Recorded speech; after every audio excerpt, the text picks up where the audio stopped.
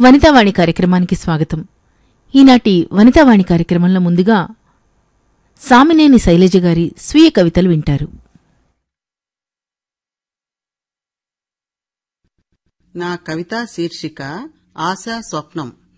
16 ఏళ్ల వయసులో పంచవన్నెల స్వప్నాలు, కలల రాజకుమారుడి ఊహల ఊయలలు, మల్లెల మధుర సంగమాలు, కాలచక్రంలో బాధ్యతల బారసాలలు, వందనాల తలుపులు, ఆశల స్వప్నాల అలికిడే లేదు, గమ్యపుదారుల గమనమే స్తంభించే సంతాన సాఫల్యత క్రమంలో యంత్రంలా, గుడిలో మంత్రంలా సాగి అలసిన అమ్మకు ఆకాశ విహంగమై అగ్రదేశాలకు పుత్రుని పయనం. గుబులుగా ఉన్న గుండెను తట్టిందొక స్వప్నం. కలలు సాకారం చేసుకోవాలన్న కలాం మాట కదిలింది మనోమందిరంలో. జన్మనెత్తినందుకు జగానికొకటైన ఉత్తమ కర్మ చేయాలనే తపన. నా గమ్యపు గట్టు చేరగలనా? కాల్షియం తగ్గిన ఎముకలు, పట్టివేస్తున్న అవయవాలు, భారమైన శరీరం, ఉత్సాహం లేని నరాలు, భావాలు కనపడని బ్రతుకులు. మదర్ తెరిస్సా ముట్లుడిగిన వయసులో భాషరాని దేశంలో సాధించలేదా తను కన్న కలల సాకారం? ఆమె ప్రేరణా శక్తిగా ఉత్సాహం నింపుకొంటా. రేపటి సూర్యుని కోసం ఎదురుచూస్తా. ఆత్మవిశ్వాసపు విత్తులను నాటుకొని తుది వరకు పోరాడుతా. ఈ సమాజానికి అమృత హస్తాన్ని అందిస్తా. నా జీవన సాఫల్యపు స్వప్నం ఫలించేదాకా శ్రమిస్తా. నా ఆశాశ్వాసను ప్రాణాయామంగా సాధన చేస్తా. జ్ఞానయోగ సిద్ధివైపు దృష్టి మళ్లిస్తా. ప్రపంచ శాంతిని సృష్టించడానికి ఆశా స్వప్నంతో పయనిస్తా. నా మరో కవిత మరుగుజ్జు మనోవిలాపం. నింగిని చూస్తూ ఎదగబోతే తీగల మధ్యన బందీని చేశారు. వేర్లతో విశాలంగా విస్తరిస్తామంటే నా మూలాలను త్రుంచారు.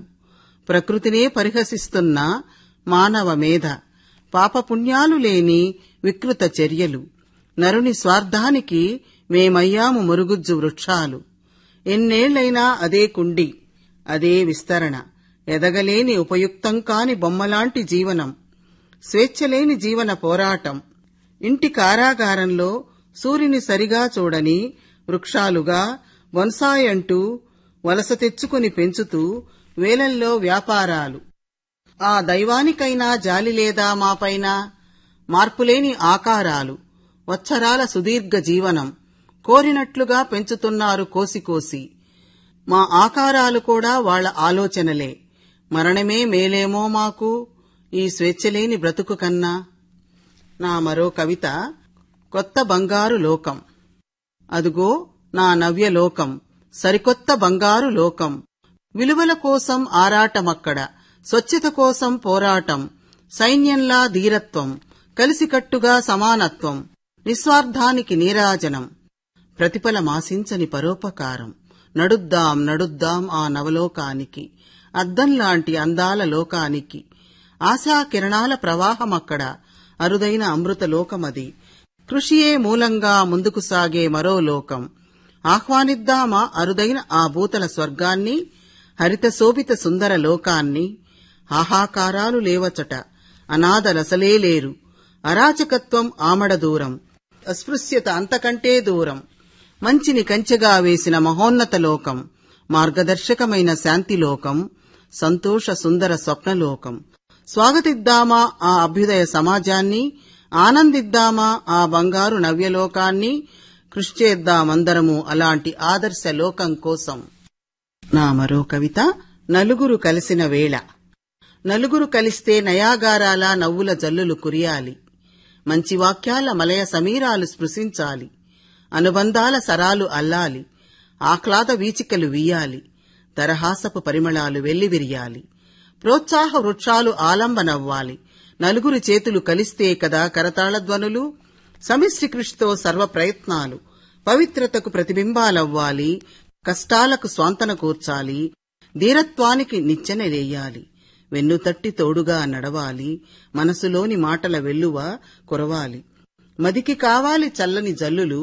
స్నేహానికి ప్రాధాన్యమివ్వాలి. సహృదయతకు సంకేతం కావాలి. ఆప్యాయతకు ఆణిముత్యం, మృదు మధుర భాషణం శ్రవణానందకరం కావాలి. తల్లి భాషను తలకెత్తిన కిరీటం, పందిరివేద్దాం 10 మందితో స్నేహలతకు, పంచుకొందాం పలు ఆలోచనలను, కలిసి ఉంటూ కడు కార్యాలు చేద్దాం. నవ్య మార్గంలో నైతిక విలువలతో నడుద్దాం, సంతోష సౌరభాలతో జీవనయానం సాగిద్దాం. అవధులు లేని ఆనందంతో అందరం అడుగులు వేద్దాం. ఒక్కతాటిపై సమిష్టిగా కృషి చేద్దాం. ఉన్నత ఆశయాలను నలుగురు కలిసి సాధిద్దాం. జనని గురించి కవిత. జననీ జన్మభూమి. ఎన్నాళ్ల ఎడబాటో నా పుడమి తల్లిపై పాదం మోపా, తనువు గగ్గరు పొడిచింది, ఇది నా నేల, నా పవిత్ర భారతావని.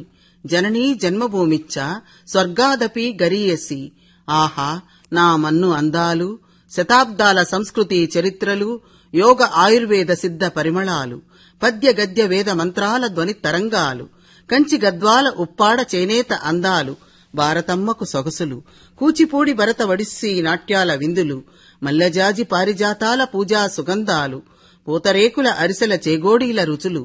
ఏవీ అవన్నీ, ఎక్కడున్నాను నేను దూరదేశంలో, కన్నతల్లి కమ్మటి కోరన్నం తినక, కాలానికి బందీనై డాలర్ల వేటలో, డాంబికాల జోరులో, యాంత్రిక జీవనంలో పడి తండ్రిని చివరిచూపు చూడక ఏం సాధిస్తున్నాను, ఏరా అనే ఆప్యాయతలకు ఆమడ దూరంలో, నలుగురితో పంచుకునే ఆనందాలకు తహతలాడుతూ, నిశ్శబ్ద నిశీదిలాంటి పొరుగుదేశంలో నిత్యం పరుగులతో, నిండు హృదిపై ఒత్తిడితో ఇమడలేక నా భూమిని స్పృశించాను.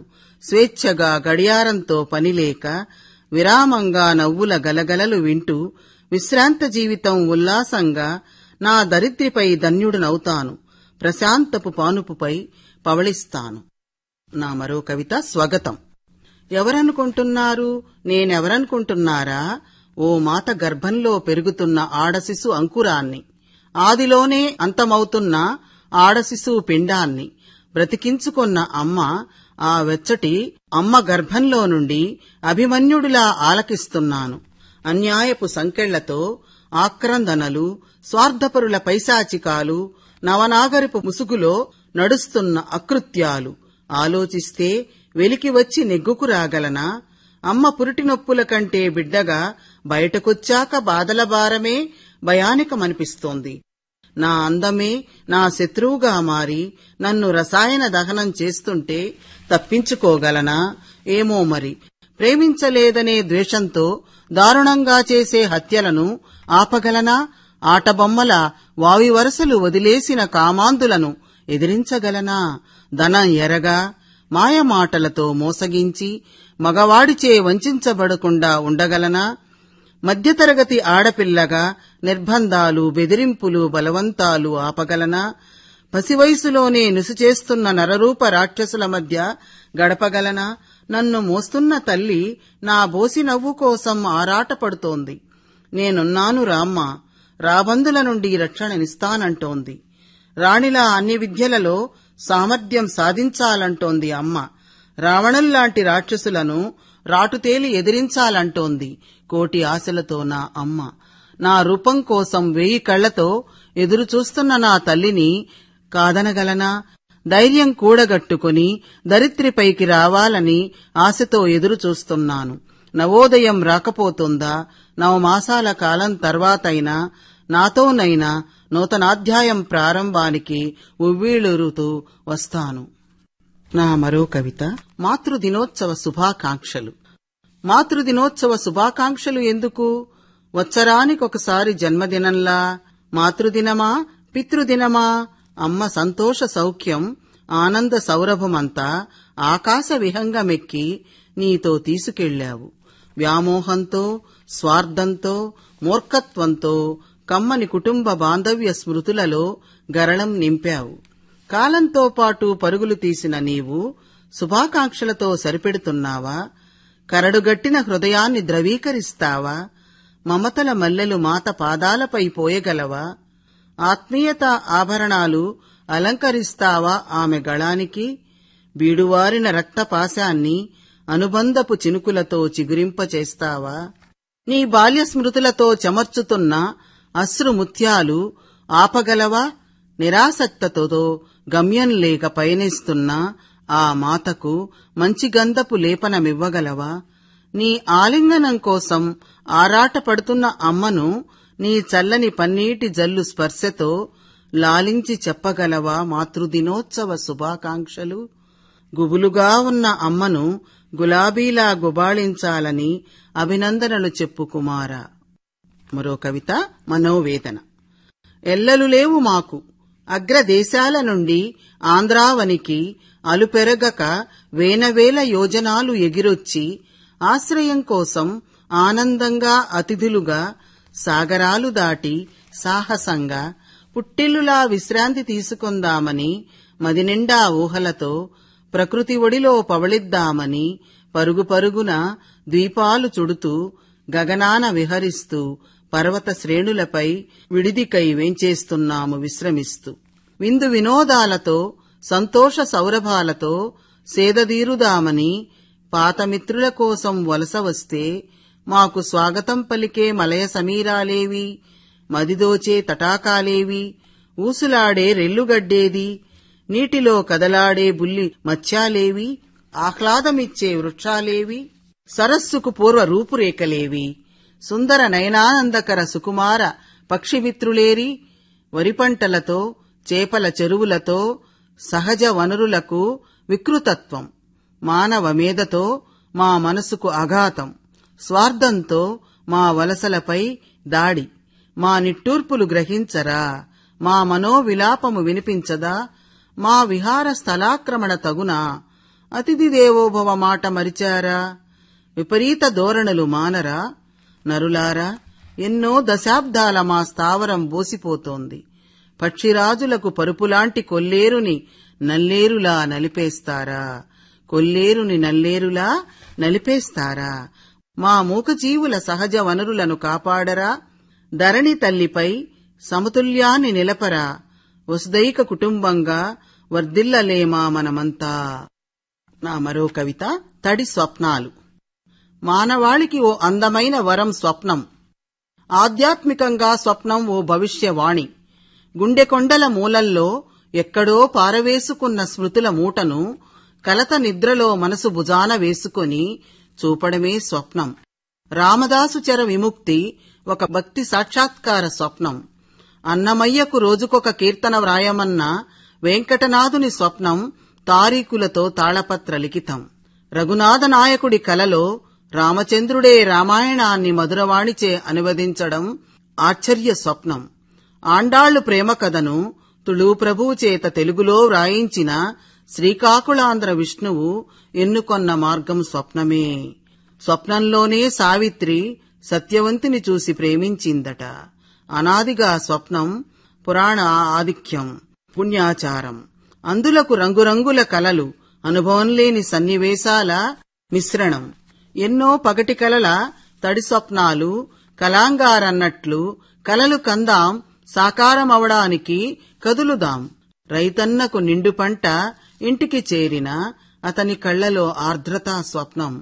మరణ మృదాంగానికి దగ్గరవుతున్న తండ్రికి సేవ చేస్తున్న తనయుని చూసి పట్టని ఆనంద స్వప్నం. అవార్డు అందుకొన్న భర్తను చూసి విశ్వనాథుల భార్య కళ్లలో ఫలించిన తడి స్వప్నం. పడరాని పాట్లు పడి చదివించిన తల్లికి బిడ్డ కలెక్టర్ అవడం అద్భుత స్వప్నం.